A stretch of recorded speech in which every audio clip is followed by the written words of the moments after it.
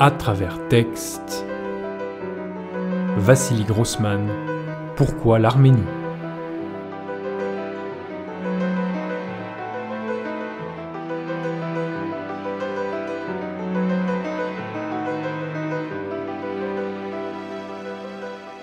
Correspondant de guerre pendant la Deuxième Guerre mondiale, Vassili Grossman est à Stalingrad.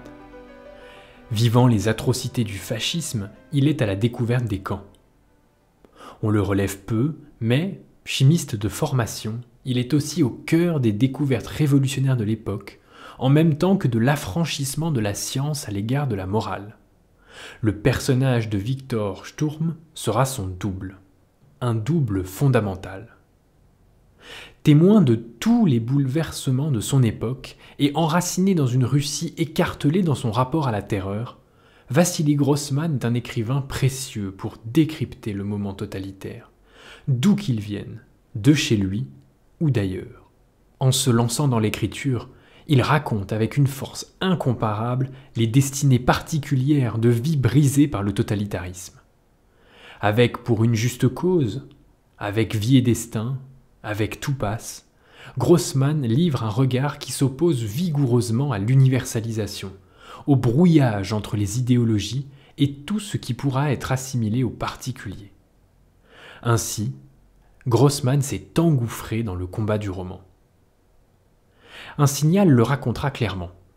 La mère de Vassili Grossman meurt en 1941 lors du massacre de Bernitchev aux côtés de milliers d'autres juifs. Et lui ne l'apprend qu'en 1944. Alors, pour lui, c'est le tournant. Le sort de l'humanité n'est plus un sort universel, mais un sort particulier. Le monde sera sauvé quand rejaillira la puissance du soi, détaché des ambitions de l'idéologie. Grossman poursuit la tradition russe de l'épopée et approfondit son aspect singulier. Il dissèque, sans jamais en faire une contre-idéologie, cette période où la Russie s'enfonce dans un trou sans fin. Ce qu'il faut savoir, c'est qu'en 1961, Grossman est désespéré par la saisie de son roman Vie et destin. Les officiers du KGB débarquent en civil chez lui et prennent tout, les copies, les brouillons et même les machines à écrire. Grossman proteste, écrit à Khrouchtchev, mais en vain. Il pense Vie et destin perdus, complètement supprimés. Ça aurait d'ailleurs été une telle perte pour la littérature mondiale. Mais dans les années 1970, on découvre une copie de manuscrit miraculeusement sauvegardée. Le roman Vie et destin paraîtra. Il paraîtra en Suisse en 1980 et connaîtra ensuite un grand succès. Mais en attendant, en 1961, Grossman est détruit par ce qu'il considère une arrestation, une privation de vie. Son plus grand roman lui est pris. Pour se remettre, il change d'air. Il accepte de passer un mois en Arménie pour travailler à la mise en forme littéraire d'un roman traduit de l'arménien. Saisi par ce qu'il vivra sur place, il voudra rendre un hommage à l'Arménie. Ça sera sa dernière œuvre. Mais alors, pourquoi l'Arménie? L'Arménie, petit pays accroché au flanc du Caucase, suspendu entre deux mondes, dont les tissus sont restés plus ou moins perméables dans l'histoire. Ces deux mondes collés mais séparés, l'Asie et l'Europe. Terre de montagne, Grossman dira que l'Ararat se dresse et participe à la vie des millénaires passés. L'Arménie, terre de monastères et de plaines, l'Arménie porte en elle le poids des siècles d'histoire traversante. Si Vassili Grossman choisit l'Arménie, c'est que l'Arménie a été choisie, elle aussi, parmi les berceaux du christianisme et puis marquée par les cicatrices encore ouvertes des blessures de l'histoire. L'Arménie a été choisie, et on pourrait dire que Grossman aussi.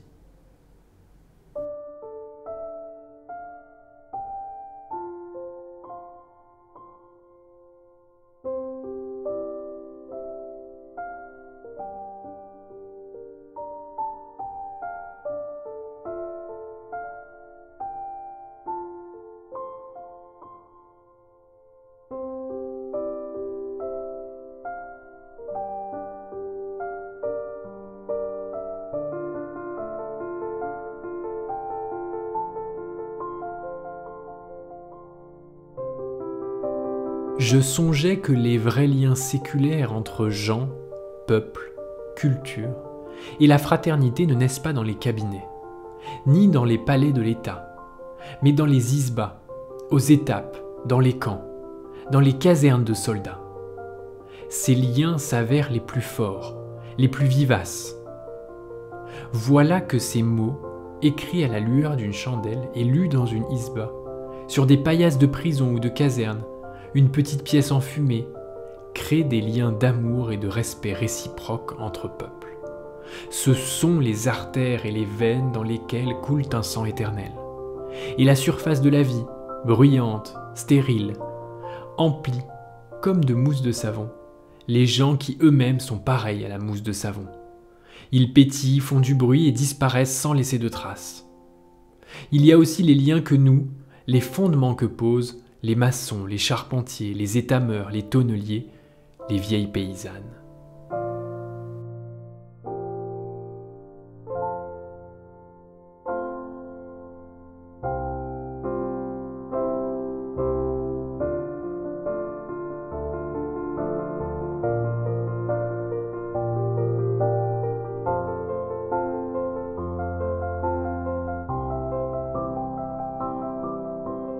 Les cabinets et les palais d'État sont autant d'endroits où les théoriciens pensent et élaborent ce qui deviendra une règle pour tous. Voilà ce qu'ils font. Ils font adopter. Ils définissent une ligne de conduite, selon la couleur du parti, une mouvance, et elle s'appliquera à tous. Grossman l'a bien saisi dans son URSS. Dans le texte que nous lisons, Vassili Grossman est dans ses carnets de voyage en Arménie, et il fait cette remarque. Le sang éternel, comme il l'écrit, coule, mais ne procède pas des hautes instances qui donnent la direction du pas. Bien au contraire, Grossman différencie la conduite des affaires et l'ADN d'un peuple. Ce sang qui coule provient d'en bas, des murmures si singuliers qui constituent la belle mosaïque d'un pays, des us de chaque ville, de chaque quartier. L'essentialisation, Grossman l'a malheureusement trop vue à l'œuvre durant sa vie, et elle descendait toujours de ces cabinets qu'il évoque. C'étaient les idéologies, les aveuglements, les décisions qui s'abattent sans aucune différence de la même manière sur chacun. Les massacres, les folies humaines, tout ce qui conduit à la déshumanisation. Et Grossman nous montre dans son œuvre à quel point cette déshumanisation peut découler des plus petites décisions.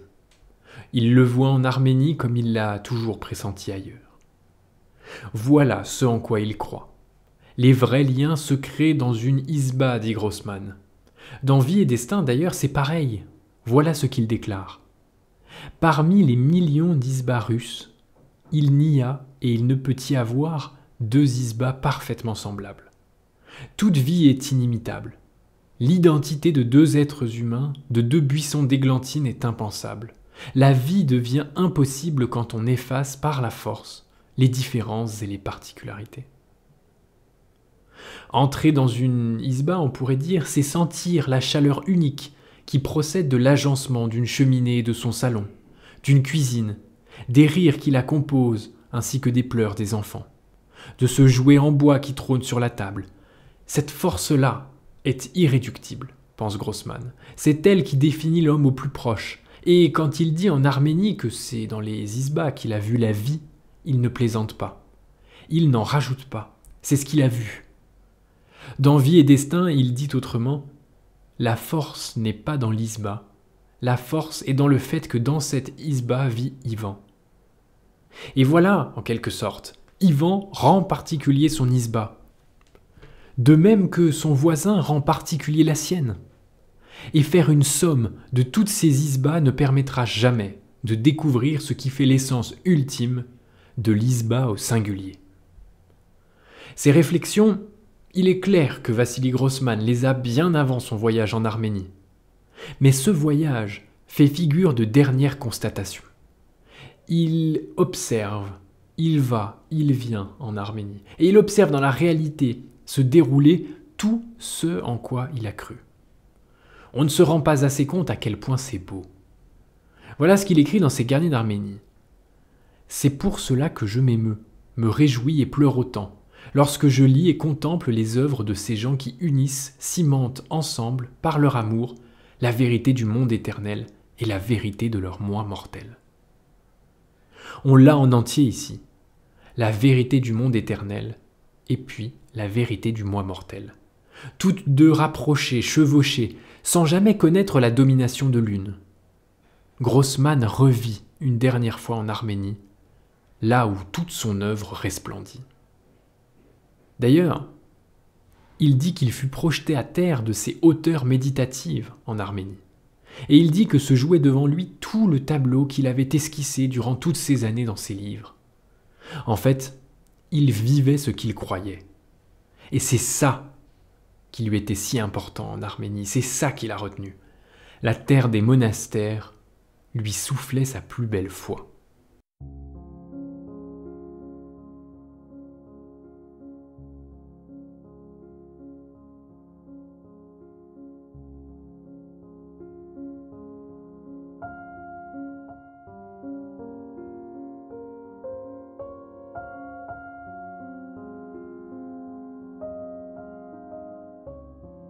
Et il n'y a plus personne à Khazari pour se plaindre, personne pour raconter, personne pour pleurer.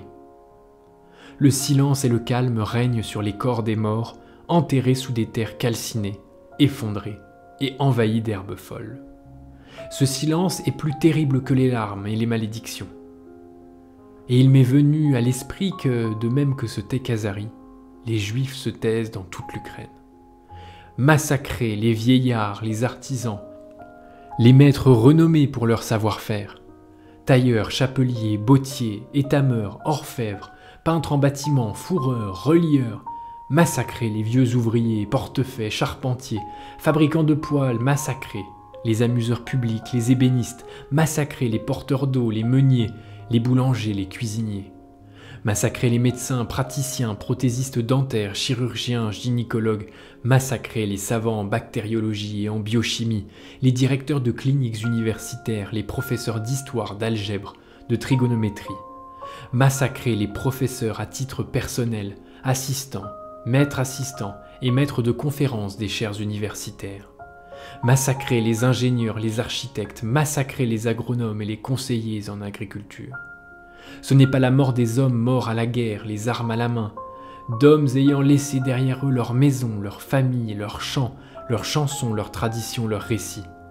C'est le meurtre d'une immense expérience professionnelle, élaborée de génération en génération par des milliers d'artisans et d'intellectuels pleins d'esprit et de talent. C'est le meurtre d'habitudes du quotidien transmises par les aïeux aux enfants. C'est le meurtre des souvenirs, des chansons tristes, de la poésie populaire, de la vie allègre et amère. C'est la destruction du foyer, des cimetières. C'est la mort d'un peuple qui a vécu des siècles aux côtés du peuple ukrainien.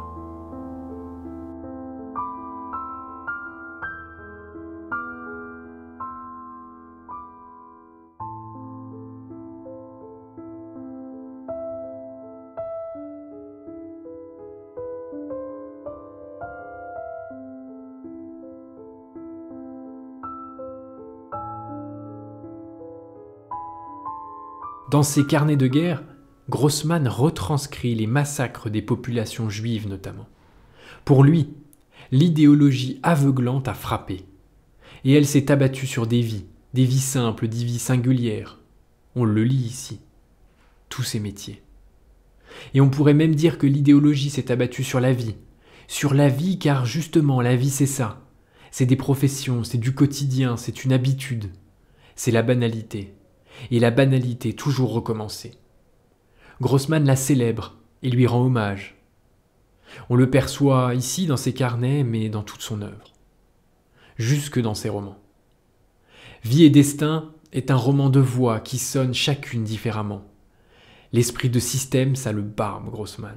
La généralisation, l'universalisation, l'indifférenciation. Tout ça vient comme des brouilleurs tout aplanir. Et les reliefs de la vie s'en vont. Et les montagnes de l'Arménie sont oubliées.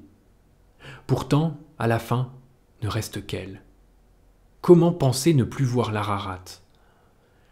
Sauf que c'est possible, se méfie Grossman.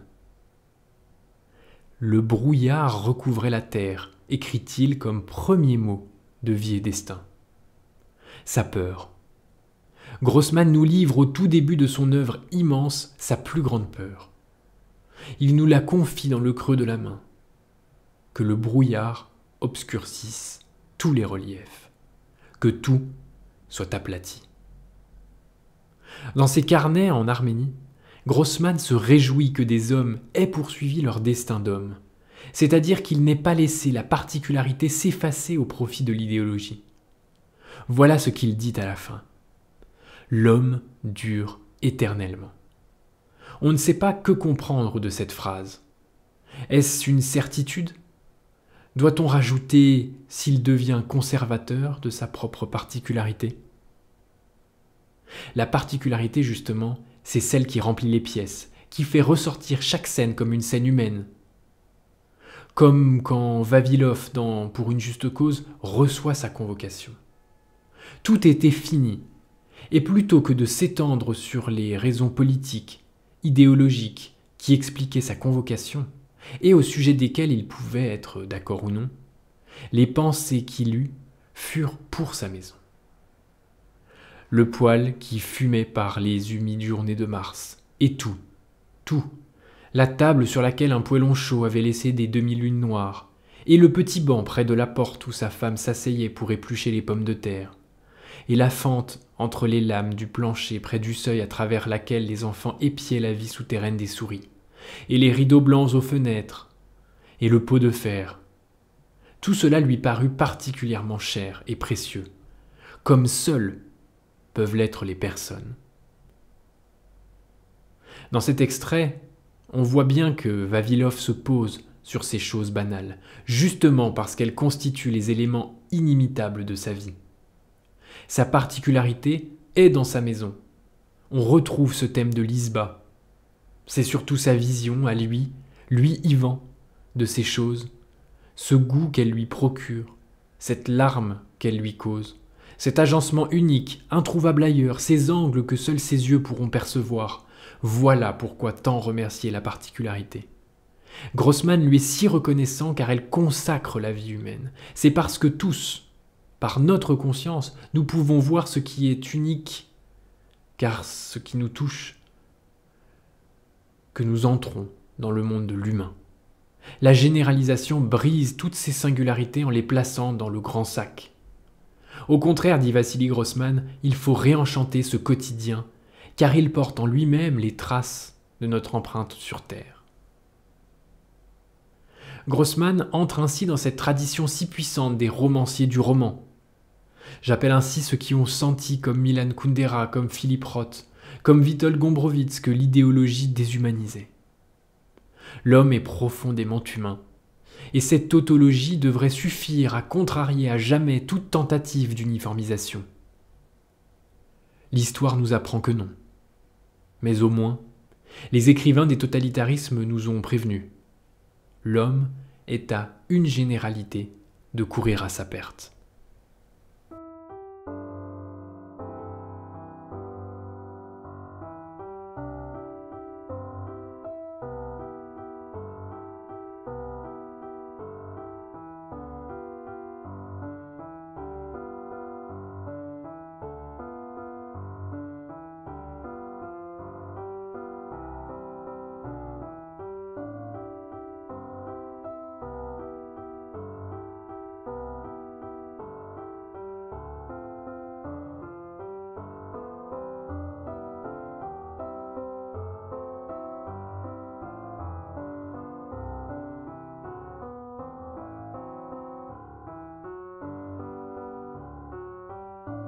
Je ne me suis jamais incliné devant personne, mais je m'incline bien bas devant les paysans arméniens qui, dans un petit village de montagne, en pleine festivité de mariage, ont pris la parole pour dire les supplices du peuple juif au temps des atrocités hitlériennes, les camps de la mort où les fascistes allemands tuaient les femmes et les enfants juifs. Je m'incline devant tous ceux qui ont écouté ces paroles avec solennité et chagrin, en silence. Leurs visages, leurs yeux disaient beaucoup. Jusqu'à la fin de ma vie, je me souviendrai des mots prononcés par ces paysans dans un centre de loisirs villageois. et la noce suivait son cours. Il y avait dans ce peuple une unité, une vie indestructible. En elle étaient réunis la jeunesse, les années de maturité et la tristesse de ceux qui s'en vont. Le lien, unissant ce peuple, semblait éternel. Les malheurs, la mort, les invasions, l'esclavage ne pouvaient la rompre.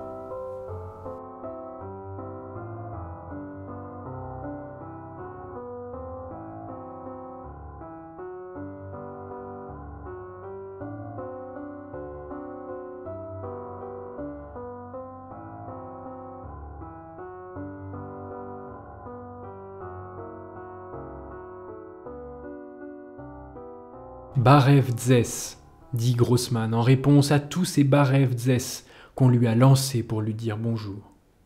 Que la paix soit avec vous. Voilà ce que cela signifie. Bien dit ou mal dit, j'ai toujours parlé avec amour, confie Grossman à la fin de ses carnets d'Arménie. Ça, on ne pourra jamais lui enlever. Sa thèse d'ailleurs est celle de l'amour puisqu'il croit si fort en l'homme pour ce qu'il est. Que me faut-il de plus, nous dit-il. Il poursuit.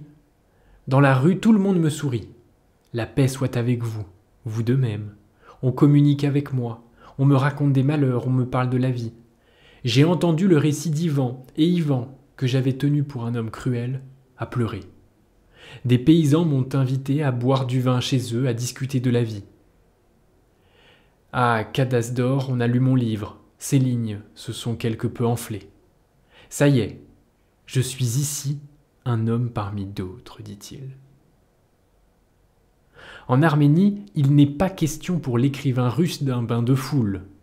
De toute manière, la foule, la masse, il n'en veut pas.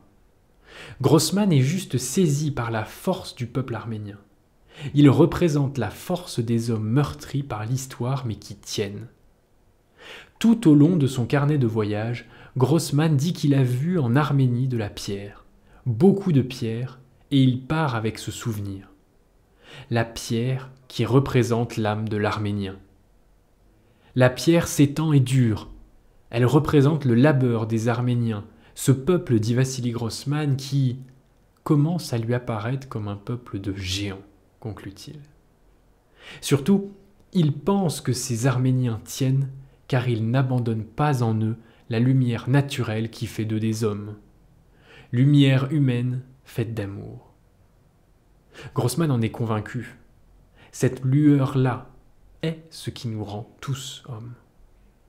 Grossman raconte en Arménie l'histoire d'un homme envoyé dans un camp sous Lénine pendant 19 ans. Il en est revenu sans être aigri, sans avoir nourri de rancœur. Il était toujours convaincu de la bonté des gens et se réjouissait d'avoir rencontré des Russes simples. Sa femme était venue d'Arménie le rejoindre et s'était installée près du camp. On croirait lire l'histoire de Sonia et Raskolnikov. Arrêtons-nous un instant. Cet homme était revenu convaincu de la bonté des hommes, fasciné par la simplicité qu'il avait rencontrée, malgré tout ce qu'il avait vécu. Cette notion de bonté n'apparaît pas ici chez Grossman par hasard. Je pense sincèrement que c'est la pierre angulaire de toute son œuvre, ce qui la motive, trouver ce qu'il y a de commun en même temps de si unique dans l'homme. Finalement, quelle est sa singularité ? Les hommes tiennent car ils se retrouvent autour de ce qui fait d'eux des hommes. Voilà le commun, voilà ce qui est partagé et pourtant si singulier. Les Arméniens sont de ceux-là.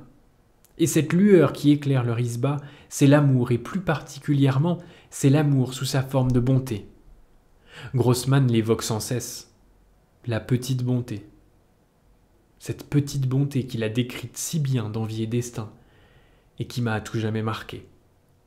La voilà la réponse à l'idéologie, au grossissement qui floute, qui dénature, qui parasite, qui aplatit. Et ce qui est fou, c'est que dans son dernier voyage, aux confins de l'Europe et à la rencontre d'un peuple unique, il la voit encore, cette petite bonté. Il ne s'est décidément pas trompé. La petite bonté de Vassili Grossman, c'est la lueur qui s'oppose au grand bien. Le grand bien est porté par les idéologies et dévaste tout ce qu'il pourrait créer, en effaçant les singularités. Alors que la petite bonté, celle-ci s'inscrit au cœur de chacun.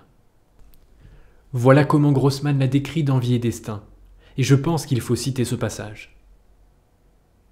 C'est ainsi qu'il existe, à côté de ce grand bien si terrible, la bonté humaine dans la vie de tous les jours. C'est la bonté d'une vieille qui, sur le bord de la route, donne un morceau de pain à un bagnard qui passe. C'est la bonté d'un soldat qui tend sa gourde à un ennemi blessé. La bonté de la jeunesse qui a pitié de la vieillesse. La bonté d'un paysan qui cache dans sa grange un vieillard juif. C'est la bonté de ces gardiens de prison qui, risquant leur propre liberté, transmettent des lettres de détenus adressées aux femmes et aux mères.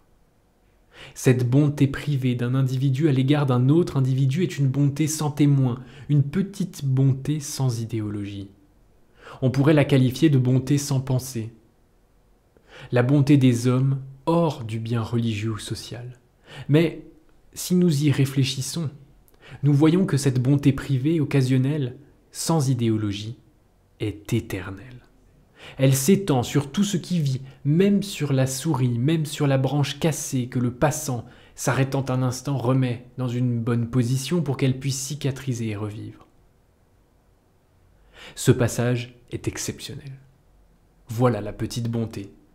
Voilà ce qu'elle est, dit Grossman. C'est la bonté sans pensée. C'est celle à laquelle on ne réfléchit jamais, mais qui nous prend. C'est celle qui fait tenir un peuple, une vie, malgré tout ce qui veut s'abattre. Et c'est absolument phénoménal que Grossman, qui a tout vécu durant sa vie, qui a vu l'horreur des camps, l'horreur de la guerre, et tout ce qui a suivi, tous ces totalitarismes, Grossman y croit toujours. Le grand bien, celui rêvé, celui brandi par les utopies insensées, par les vendeurs de mirages, on pourrait dire, qui soufflent les idéologies. Ce grand bien-là, il pourrit cette petite bonté qui sommeille en chacun. Elle se réveillera peu importe les situations, comme on le voit dans ce chapitre 22 de la deuxième partie de Vie et Destin, et cette histoire de la maison 6 bis. L'éclaireur et le vieux sont les seuls rescapés de l'attaque allemande. Un bombardement les sépare, et l'éclaireur se retrouve projeté dans un trou avec un autre soldat. La poussière obstrue leur vision et l'éclaireur pense tenir la main du vieux soldat. Ils s'extirpent alors ensemble pour se rendre compte, en sortant, qu'ils sont ennemis. C'était un Allemand. Ils se regardaient, ils se taisaient, les deux habitants de la guerre, écrit Grossman. Et en fait, voilà, ils étaient sûrs qu'ils ne se tueraient pas. Sans un mot, sans penser, pourrait-on dire, ils partirent dans des directions opposées. Dans Pour une juste cause, c'est cette phrase. Vavilov avait accueilli un homme âgé qui frappe à la porte, et quand on lui demande pourquoi il n'a pas demandé qui il était, Vavilov répond ainsi « À quoi ça sert ? J'ai vu moi-même que c'était un homme. » Grossman l'a toujours vu. C'est cette bonté instinctive et aveugle, ce qu'il y a d'humain en l'homme, comme il le dit si bien. C'est son point le plus haut, sa qualification la plus juste, la plus pertinente, la plus utile. Finalement, c'est ce qu'il y a d'irréductible, de commun mais en même temps de si particulier. Et dans Vie et Destin, Ikonikov voit que cette petite bonté perdure, même dans les ténèbres, même dans la fosse sanglante, même à l'entrée de la chambre à gaz. L'humain continue invinciblement à vivre en l'homme. Je ne sais pas si on mesure la puissance de cette profession de foi de Vassili Grossman. L'histoire des hommes n'est pas le combat du bien cherchant à vaincre le mal, écrit Grossman.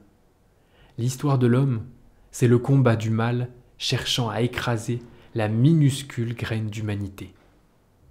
C'est elle que l'on peut nommer petite bonté. Ce voyage en Arménie est la constatation finale de ce que Grossman avait senti durant toute sa vie. Il rentre de son dernier voyage avec cette lueur vibrante, éclairante. Il ne s'est pas trompé. Cette lueur est instinctive, ne procède d'aucune pensée, mais illumine toute la terre.